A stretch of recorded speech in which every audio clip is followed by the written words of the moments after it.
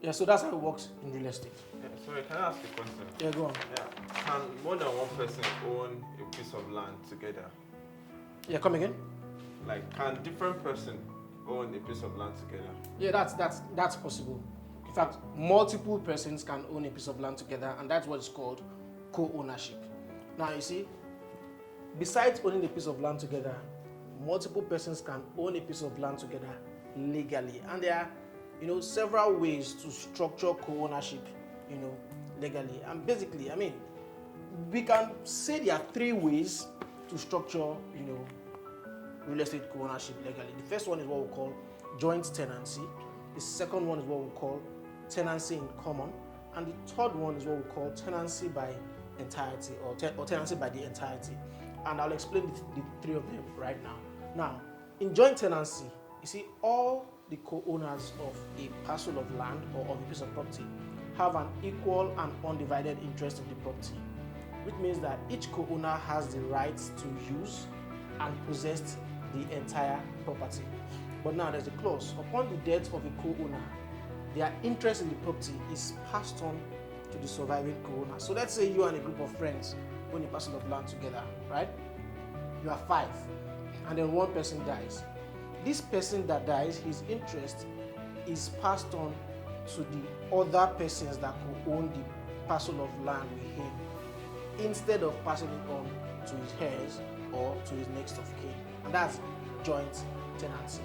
Now we have the second legal structure, which is what we call tenancy in common.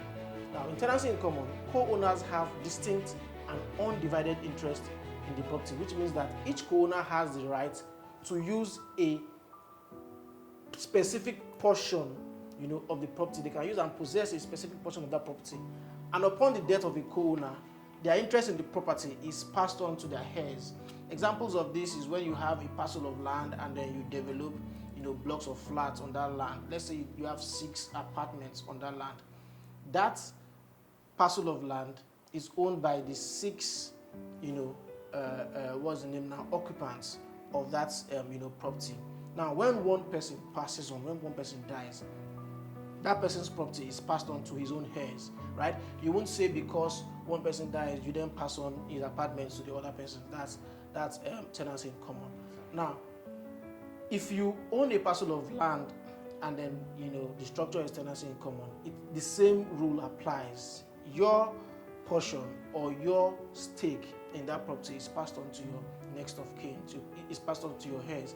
And, when you own properties in jointly as well, it is the same legal structure that we use. So we ensure that your ownership, your property, can be passed on to your next of kin.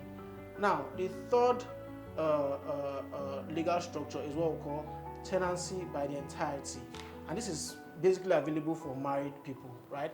So both spouses, man and wife, have equal and undivided interest in the property, and so upon the death of one spouse, the interest in the property passes on to the surviving spouse. So if the husband and the wife own the property and the husband is dead, the wife becomes the sole owner, or the ownership of the property passes on to the wife, right? And which means that the wife can also pass it on to the next of kin and all that. Yes. Now, co-ownership can also be established through a contract or an agreement, such as a partnership or a trust. So when you can have cooperatives, they can co-own a property together. A group of friends can set up an agreement and they can co-own a property together. Like we have a jointly, a group of persons, whether they know themselves or not, they can co-own a property together. The main thing is to ensure that everyone has a clear understanding of their rights and their responsibilities, and then everything is stated out, in an agreement or legally, in order to avoid potential conflicts down the road. So if we say this parcel of land, we are buying this parcel of land, everybody owns a 1% or 2% of this parcel of land, and then after 10 years we will sell it, right? It means that in 10 years we will sell it. Or we say this parcel of land, after 2 years we will build this type of structure on it. It means that after 2 years we'll build this type of structure on it.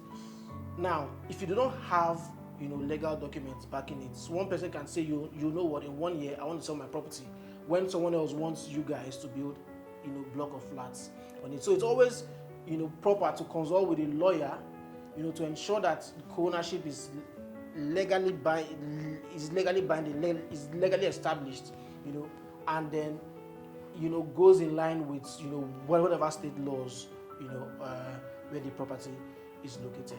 Now, co-ownership is a very practical arrangement, and it's like that for different reasons. One is for people to be able to put their resources together to purchase property, or when you want to divide land among family members, So it's something that people are beginning to appreciate. It's something that people are beginning to embrace. So do not be afraid of to consider buying a piece of land with someone else. What you should do is ensure that whatever you are doing, there's a legal side to it, and then you are legally protected.